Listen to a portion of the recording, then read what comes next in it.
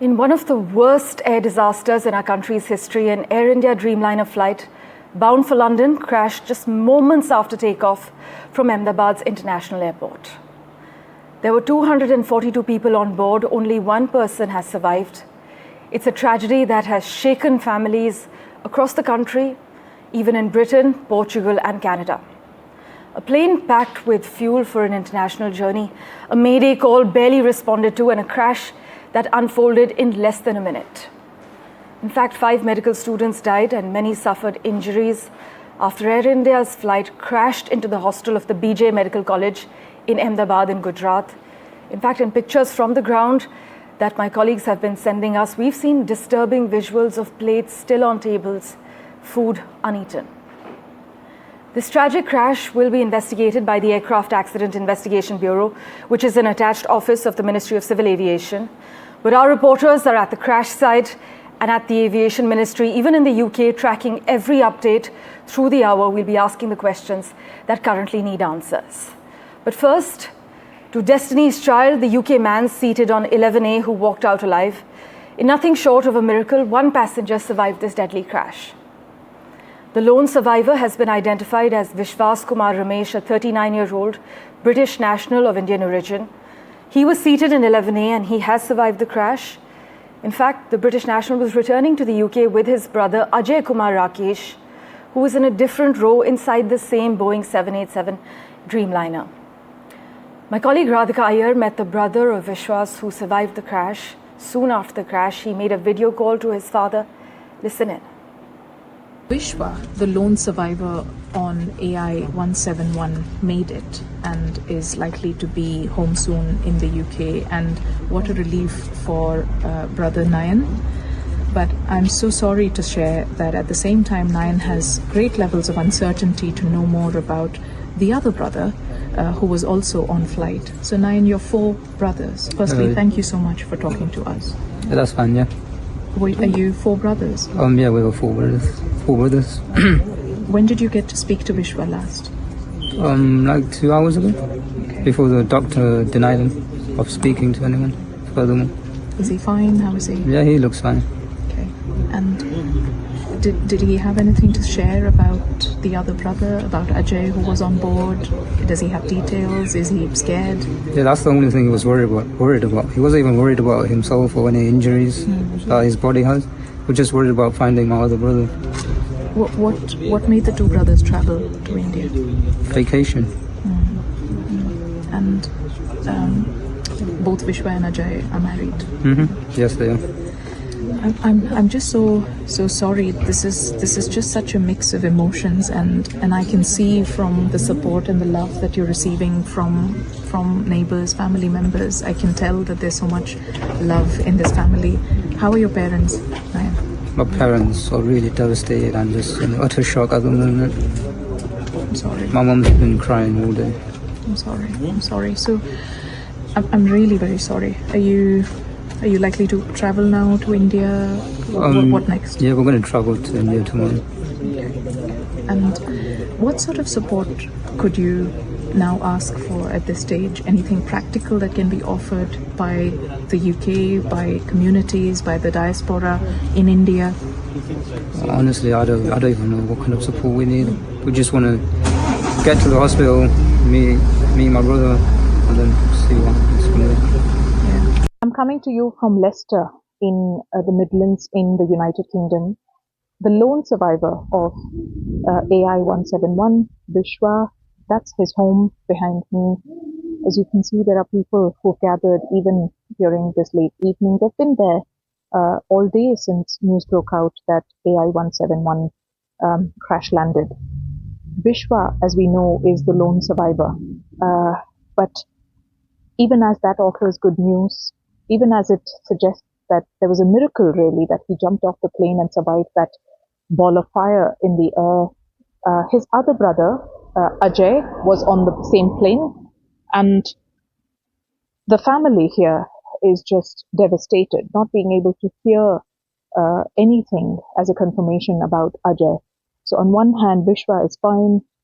He in fact jumped off the plane, and his brother Nayan said to NDTV that he video called his father immediately from the site of the crash and shared his shock and horror and said he couldn't find his brother and that he jumped off and he was fine and he was less worried about himself and his injuries than about finding his own brother.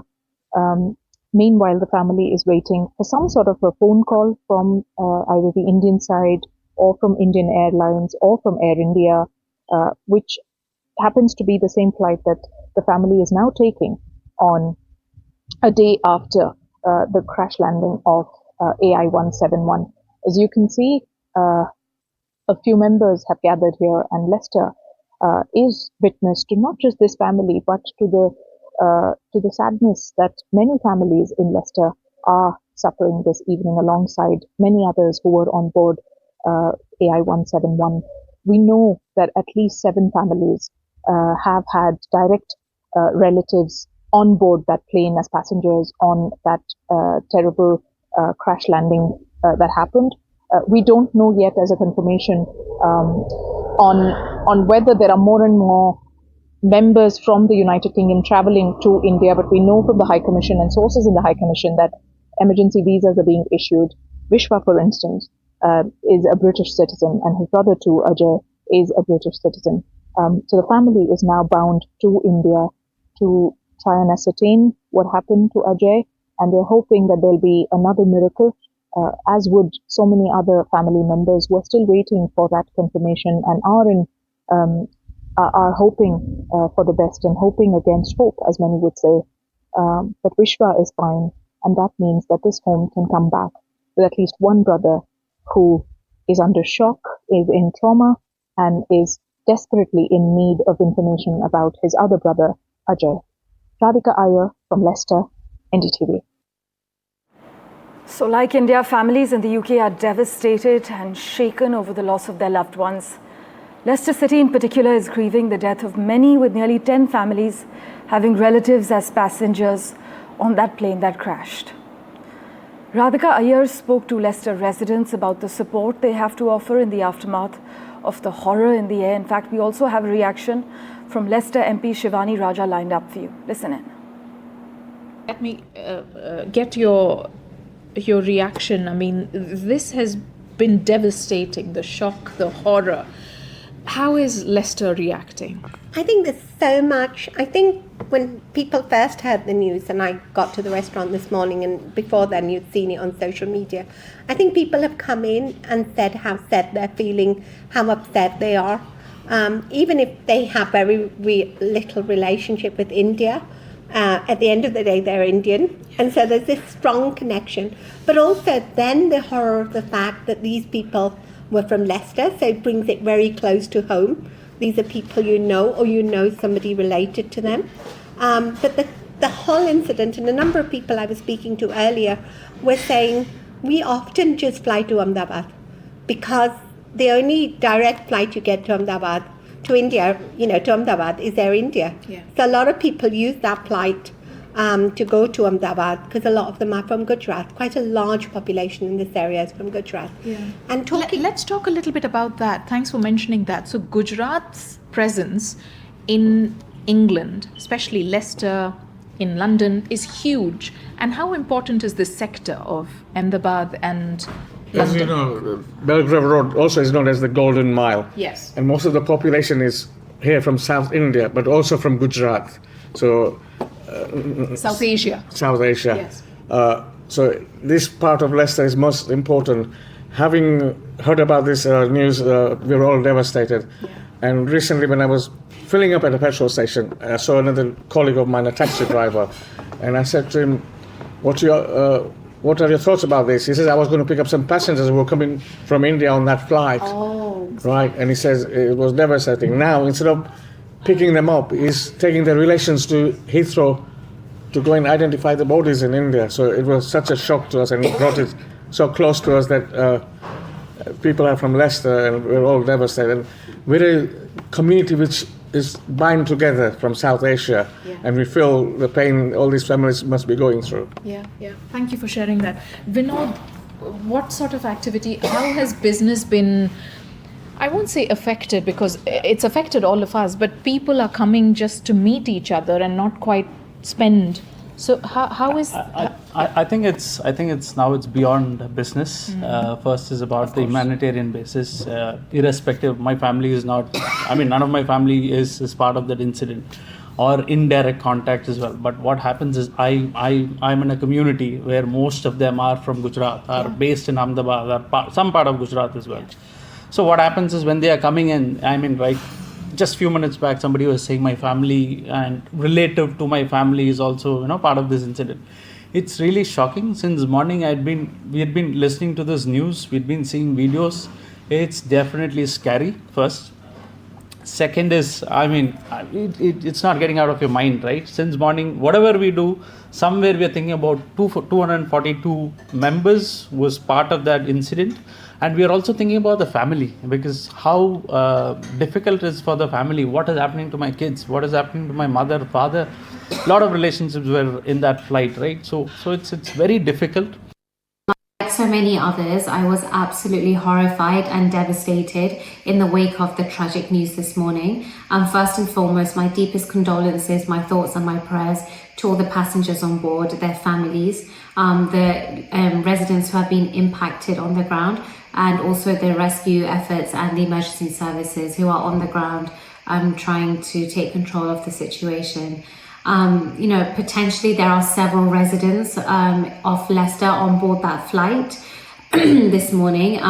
That particular flight route is very popular amongst my constituents here in Leicester East. I've personally used that flight path many times. My family use it and my constituents regularly use it. So this really hit close to home. Well, lots of unanswered questions at this point. Abhishek Awasthi joins us for further clarity, live from the civil hospital currently. Abhishek, have all bodies been accounted for, including the students inside the hostel? And what is the condition of the one known survivor? Definitely as far as the bodies are concerned, what we have the information, over 250 bodies have been kept and the procedure for post-mortem is going on. Moreover, I would like to show you where I am present. This is the DNA sample collection center at the civil hospital, and you can see the team of doctors sitting upstairs, and here is the information desk where the relatives come here and register their information, look at the list of the passengers, identify their relative, and accordingly, after filling the form, they go up there and give their sample. And at about 72 hours is required for the reports to come, so they need to wait for that many hours, and respective arrangements for them has been done in the nearby area, circuit house and other places, so that the relatives are stationed here until the reports comes out, and after the report, definitely possible identification will be done. And you can see here are the relatives who have already given the blood sample. We tried to speak to them, but they are not in the position to talk at this given point of time. And this is the condition, and this DNA sampling center is operational since 24 hours. Doctors are working in shift. In fact, those present at the information desk are also working in shift continuously. So it is very simple. The early you come here, you give your DNA sample, the earliest you will get the report, and you can identify the body of your relative and can be taken. So definitely, anyone who has given a DNA sample will have to wait for 72 hours, and necessary arrangement for the relatives have been done in the nearby circuit area, circuit house and other departments, so that they will have to wait. And as far as the bodies are concerned, over 250 bodies have already been brought to the hospital, and post-mortem procedure is going on. We have to understand there were 242 people on board, but at the same time, when the flight hit the hostel, there were casualties of young doctors over there, and that, including that, the figure rises, and this will rise more as what we are coming to know from the sources. And these are the arrangements that is being done here at this civil hospital where we are reporting from, is the DNA sample collection center, which is operational. And till now, if I can bring you the report, is more than 200 sample samples have been collected, and the collection continues because there are many more who are coming from different parts of the countries or different districts of Gujarat who will be coming here and registering, and will have to wait for 72 hours so that the final reports comes out and they can identify their loved ones and take their bodies. Okay, so Abhishek sharing a lot of crucial details. There's 72-hour wait for these reports to come out, and over 200 samples have been collected. There were 242 people on board. As we've been covering, there's been one lone survivor, but there are also casualties of young doctors from the BJ Medical College hostel, as Abhishek is highlighting. Abhishek, we know it's been a long night for the families that are present in front of you, for the relatives that are there, for rescue workers and residents alike. What is the current scene like as the sun rises over the wreckage? We know that the Aircraft Accident Investigation Bureau has now taken charge of the probe. Definitely, you can see currently also in our visuals, these are the families. It's very difficult because I tried to reach out to them, and the situation they are facing currently, all with teary eyes. They have just given their samples and just waiting here. Definitely is not good for them. But if we compare what I experienced last night, when it was every people running here and there, huge amount of crowd in the civil hospital. But that has now subsided because you can imagine more than 200 plus samples that has been collected. Definitely those 200 relatives have given their samples and they are in the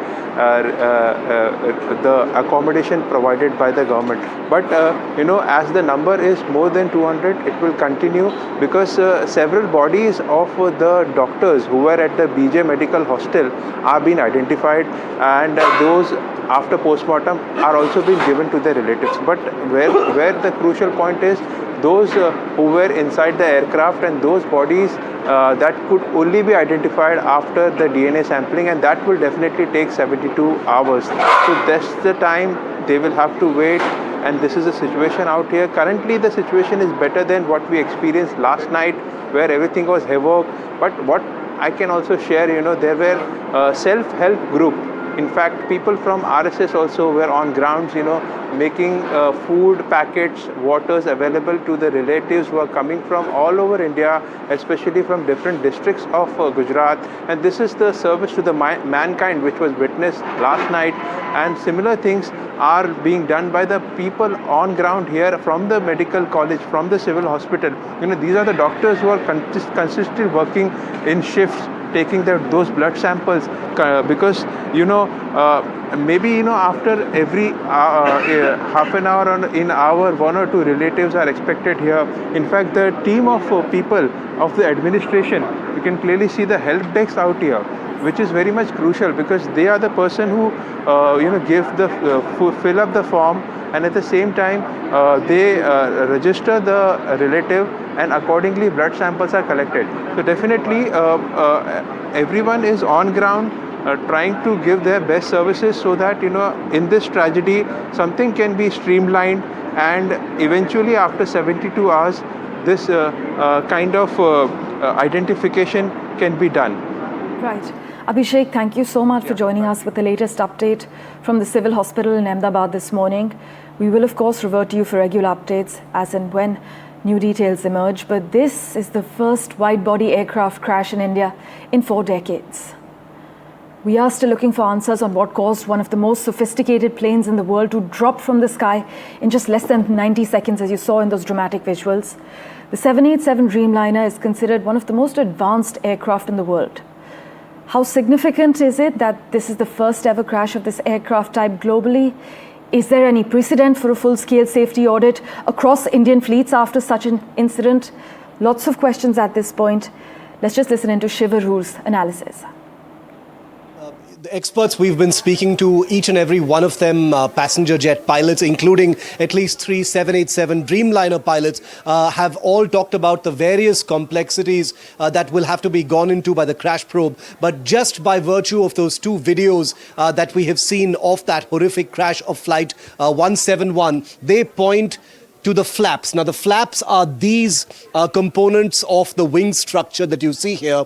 And if you've ever been on a passenger jet and sat on a window seat near the wing, you've probably noticed these parts of those wing actually extend and bend down. And what they do when they do that is provide a much more surface area to the wing at an angled, at a particular angle, therefore providing more surface area to lift the plane up, because you've got the wind hitting the flaps and it allows the pilots to get the plane to climb, much more efficiently. So this is a standard configuration takeoff of a Boeing 787 Dreamliner. This is a Boeing photograph, and I've pointed to the flaps. Now, this still image, is from that second video that we've seen. And every pilot I've spoken to says this looks like a clean configuration, which means the flaps that you see in that first picture are actually retracted here, which means the aircraft's wing is not in the takeoff configuration. And what that implies is this aircraft did not have the requisite wing configuration with the flaps extended in order to generate the kind of lift needed to put the aircraft in a steady climb. And that perhaps explains why just a few seconds after taking off, it became very apparent that there was something catastrophically wrong. The aircraft, instead of climbing, which it would have done if the flaps were extended, and we don't know the reason just yet, seems to plateau. It flattens out, it levels out, and then simply flies into the ground across just about 32 seconds after taking off. Now, obviously, the crash probe is going to go into why this configuration happened in this manner, because these were very, very qualified pilots. What went catastrophically wrong? The entire sequence of events has been captured on video, and therefore that will be a starting point, perhaps, over what happened to Flight 171. But the flaps will be key to that investigation. Well, our extensive coverage continues. Many unanswered questions at this point. We get you ground reports on the other side of this very short commercial break. Do stay tuned.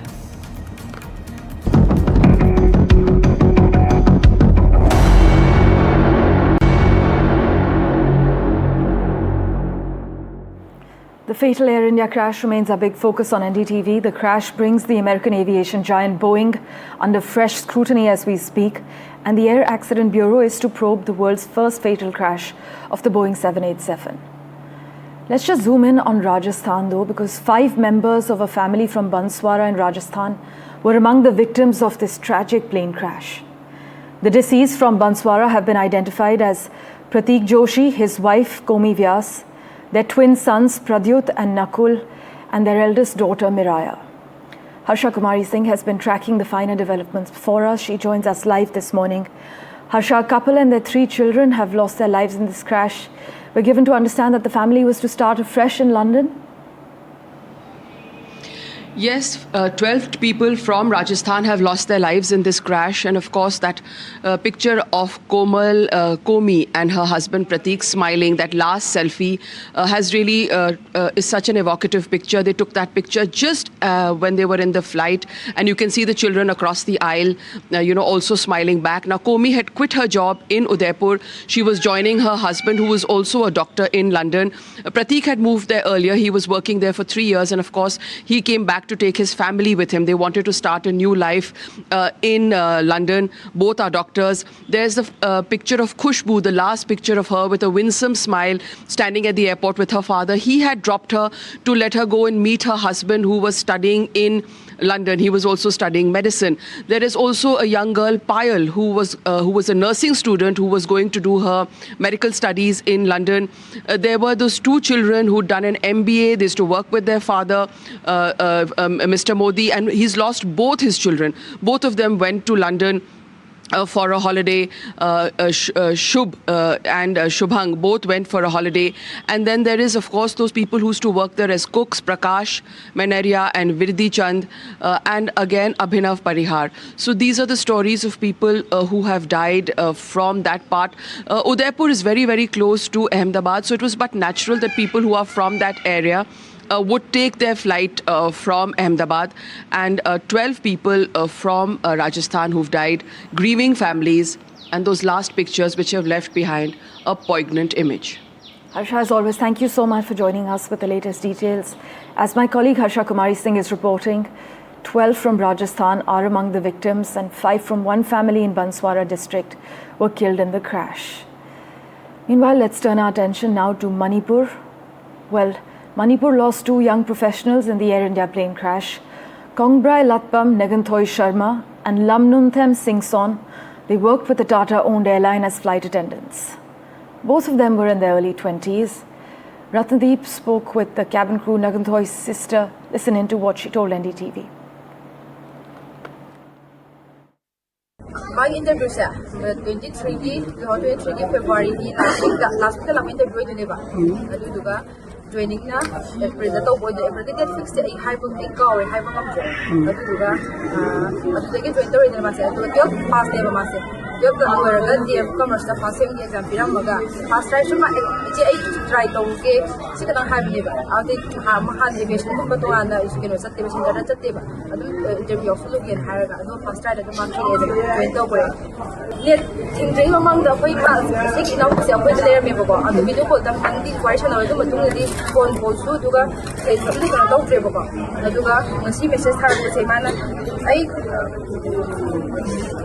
ay London chatoy ni ngasi do lay phone to su chaloy ko le na chadi da tin na mahalaka ni hai ba ay okay di ko na ne ja ka na founder se ha bi kaya na ki drive ba ni se aduga sige pau na ko ikam cha mana pau pa le ko di ne ja ba ni na smai na e bi da tagal le Air India ki ten ma kan to wa nga ki ten no karam ba no na hai ba na ma ki Air India ni na ma ti London ni ma mo sa sara mi ha ba to to to ma do ti London ni hai ba ko ma kha na ko ma se pau lo na ba ne ba ma ki roommate ke sa ilang ba shin gi ba ki number lai ta ba mama na ba phone to ba ni ai di Mumbai dagi pare na kai di pare no khang da be no kan tham oi ha ko di sing pau ni ba ado sa ide media to sam na me ya na ba ta ho be ko ju ado se company ga ko ina pi to ra pau phung na ba da mo ko su kriu gi na tonga na pe na tonga na su hai dai na ado mai ha da mama na bin su ju phone to ro pa da company da di ai gi number di pi gre phone to ni di hai su ma wi to ro pe ba ko ado mai gi phone ju ba ring chat ni ba message sa ba de na to we di ba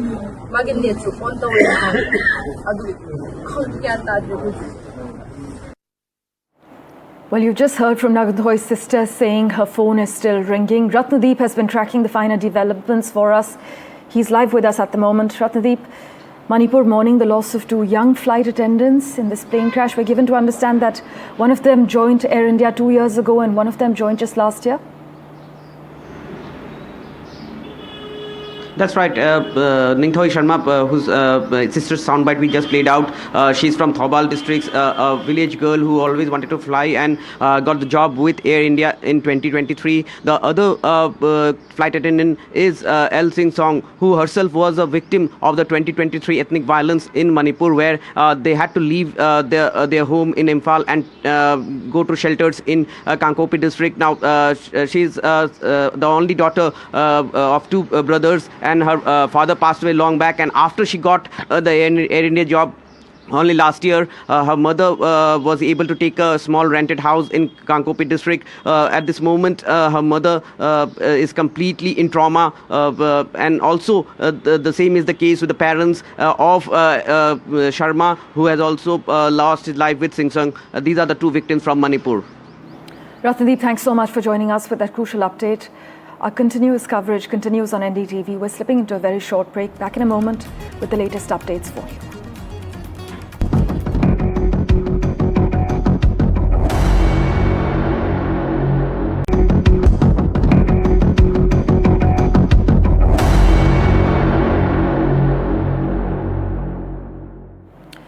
Air India's Chief Executive Officer and Managing Director Campbell Wilson has arrived at the plane crash site in Ahmedabad. These are visuals coming in currently. The aircraft, which was destined for London, it suffered one of the worst crashes. It's one of the worst air disasters in our country's history. Over 100 MBBS students of BJ Medical College in Ahmedabad were actually having lunch in the boys' hostel mess when that Air India flight to London crashed into the building shortly after takeoff. Ankit Tyagi is at the crash site. He sent us this report. Listen in.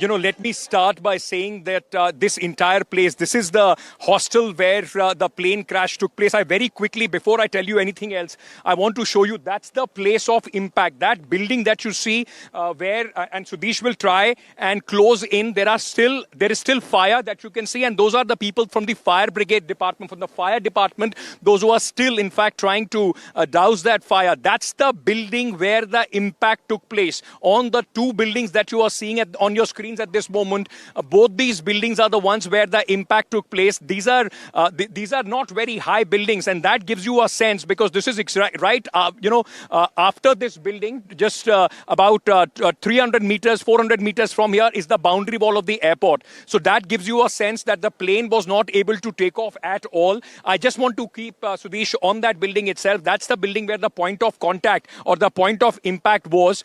That's the building on which the plane first landed, and then I will show you the impact. While I'm breathing here, and it's been few hours since then when the accident has taken place, all that is left is a burnt buildings, charred, in fact, trees, and massive impact, area of impact that you see all across. You remember the picture.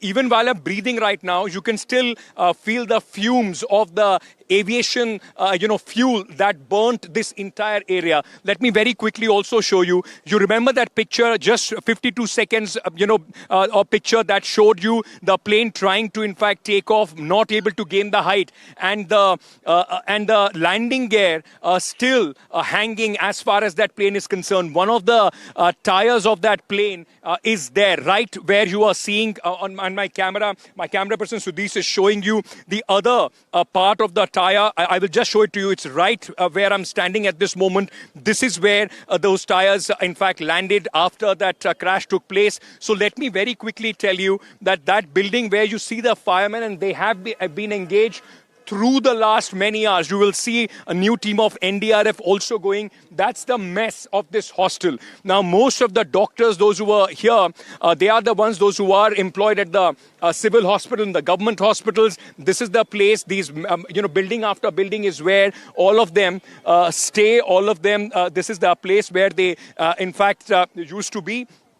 And what I'm showing you at this moment is you will see, if Vishnu or Shiv or all of us, anybody who would be here, you would see the Air India logo. It seems to be one of the wings, in fact, and you will see the Air India logo. That seems to be the part of the tail. The entire thing is the ground beneath it is absolutely black, scorched completely. This is the mess where, in fact, the plane had, the doctors were having their lunch at that point of time, and the point of impact were these two buildings, and then the plane.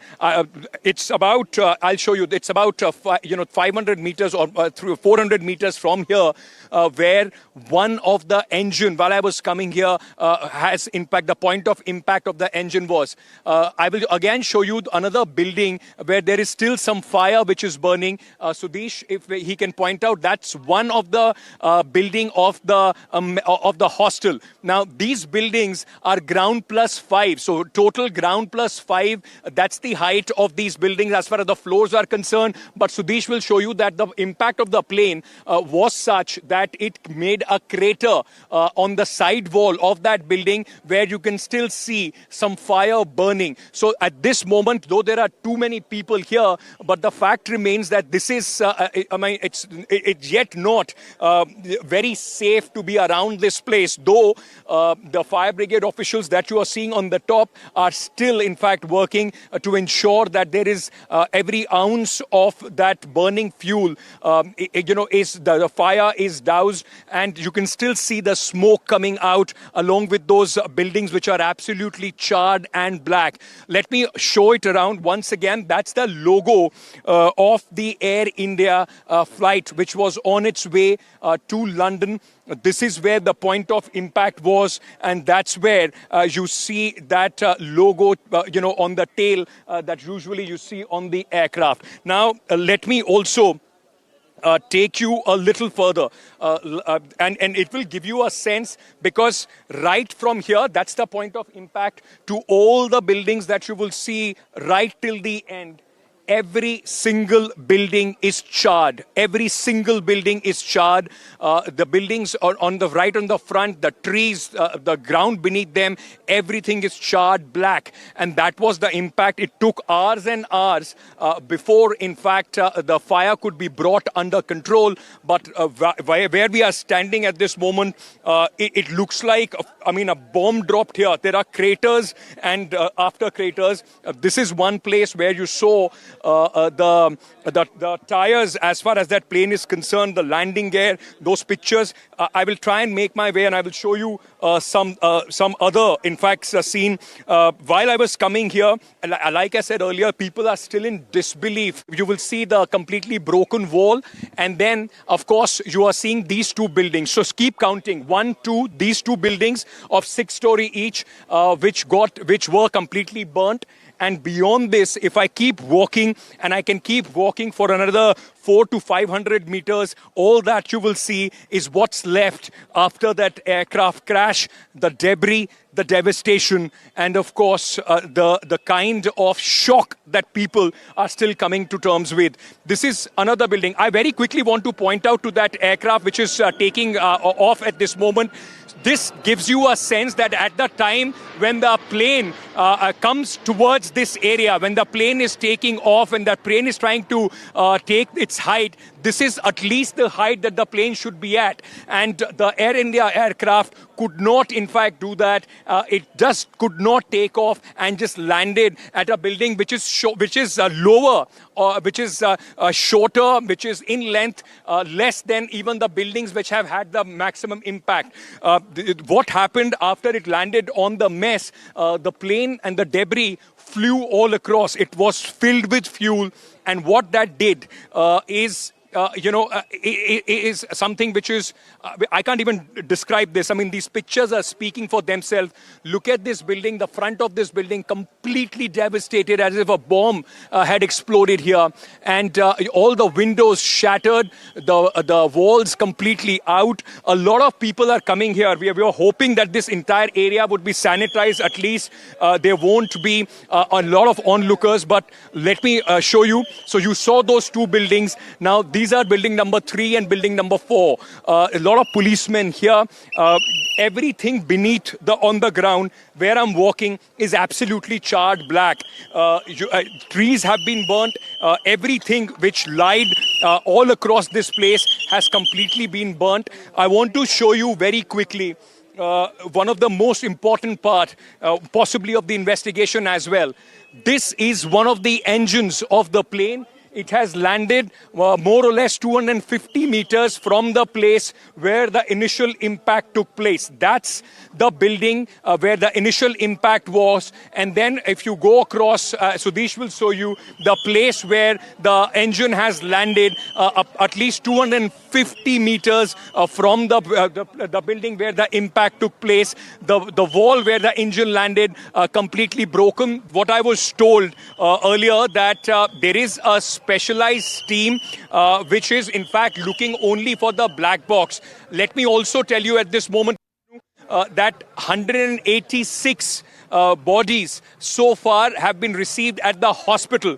Now, this is what the sources in the hospital are telling us. Now, put together, there were 242 crew members and passengers on board the plane. 5 people who have lost their life on the mess that I was showing you earlier, where the initial impact took place. That takes the entire number to 247, out of which 2 survivors. So 245 bodies entirely to be found. I want to show you once again, because you would understand this better.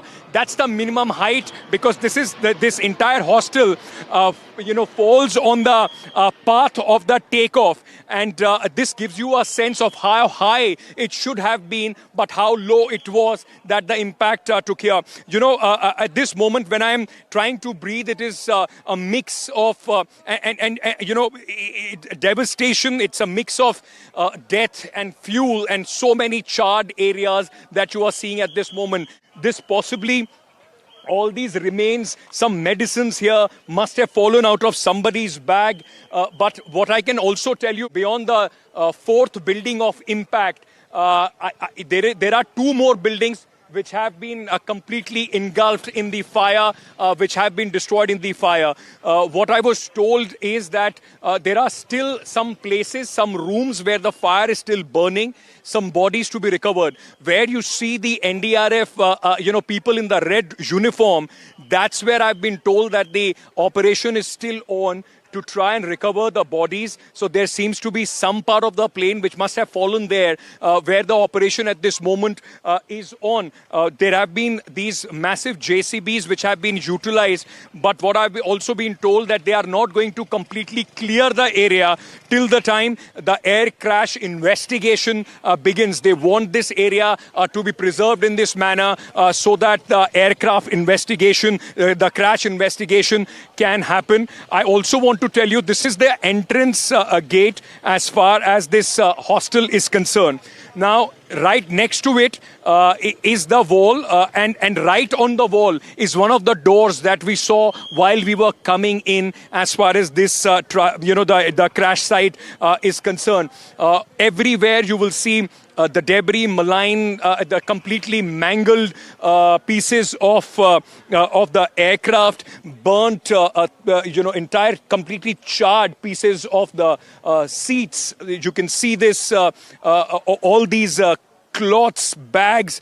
It just, your heart goes out. The building that I showed you earlier, on the top of that building, there are still firemen. There are people from the fire department which are still on top of that building. And we saw some flames also coming out. Those two buildings, the mess and the kitchen, they are the buildings where the initial impact took place. And what I'll try and do, I'll try and move a little further to try and see if we can make our way to the other parts of this area, because there are two more buildings which are completely charred at impact when this crash took place.